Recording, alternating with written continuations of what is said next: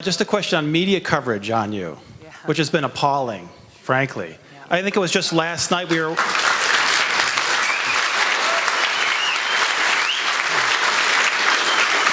Just last night I was watching the mainstream media and they talked about the 4 candidates. Yeah. And you're number 5. Obviously they didn't even want to mention your name. It was ridiculous, right? So I'm wondering. I saw the same thing when I got in here today. My husband and I, we were walking through the airport and we saw a little clip, CNN, same thing. I'm walking there and it's like there are 4 candidates remaining in the race. Like, yeah, hello. We're still here, guys. We're still here.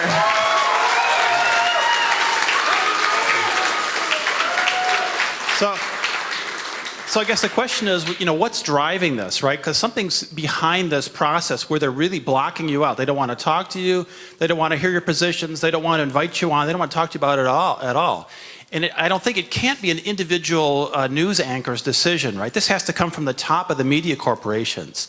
So who are these media CEOs that are behind these decisions, strategic decisions, to make sure they don't talk about you or your positions? Who are these people, and what can we do about that?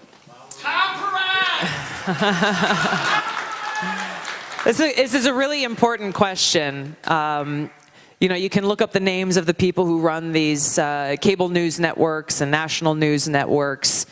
But you're right. It's not just one rogue anchor that's doing their own thing. I have had the opportunity to have one nationally televised town hall throughout this entire campaign. Just about every other candidate that's been running for longer than 100 days has seen double digits in town halls on all 3 cable networks. And it has not been for lack of seeking those opportunities, trust me. We've experienced from day one, the day I announced my candidacy, I think it was February 2nd in Hawaii, just as I'm about to go and take the stage and share with people why I'm running for president, there was a hit piece that came out immediately trying to smear my character, my motivations for running for president right away. And this is what we've seen consistently throughout this campaign. So while factually I don't have any evidence to say, well, these are the individuals who are behind, I can guess kind of what's driving it. I dare to speak the truth. I dare to speak the truth.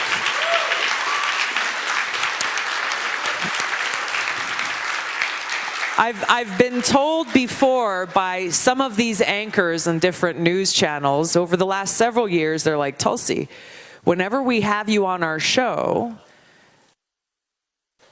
we know you're never going to follow the talking points. We never know what you're going to say.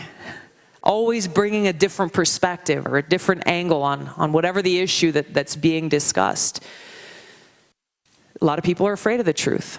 Afraid of shining the light on different issues that don't follow the narrative, that threaten the coziness of the relationships between the powerful elite in the parties, between the powerful elite in the media, between the powerful elite in the warmongering foreign policy establishment. And once you start shining a light, then you're holding even those media entities then accountable, saying, oh, well, so you go and hang out with the ambassador from this and that country and have dinner once a week. Interesting. Or the ties and the relationships, the kind of you scratch my back, I'll scratch yours between those in the media and those in the intelligence community, to be able to share only the information that they want you to see, but not the information that gives you the whole picture or the truth. Daring to speak the truth is my crime, and I have no regrets for it.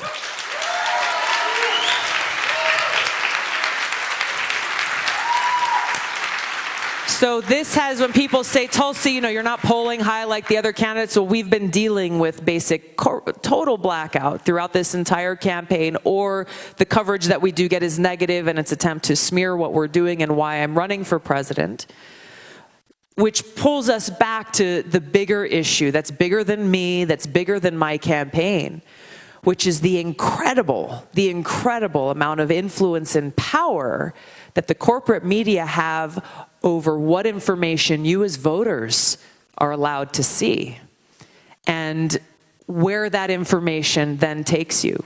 Whether it's limiting which candidates you're allowed to hear from and silencing other voices, or with domestic or global issues only presenting one view or one perspective that really is not indicative of what are often the complexities of so many of these situations.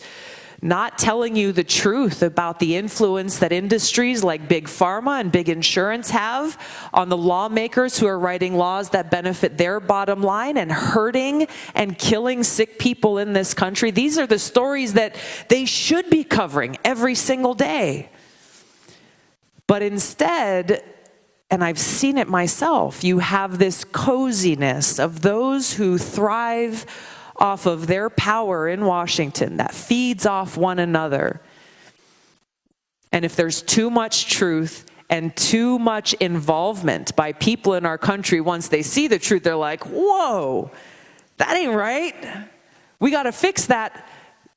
You see them, all right, you got to tighten down the hatches. So this is a much bigger issue now, where I think we're seeing more and more in this presidential campaign as well, that unless you're a billionaire and you can afford to dump unlimited amounts of money to get your message out there, or you are a part of the corporate media cozy family, it's very challenging.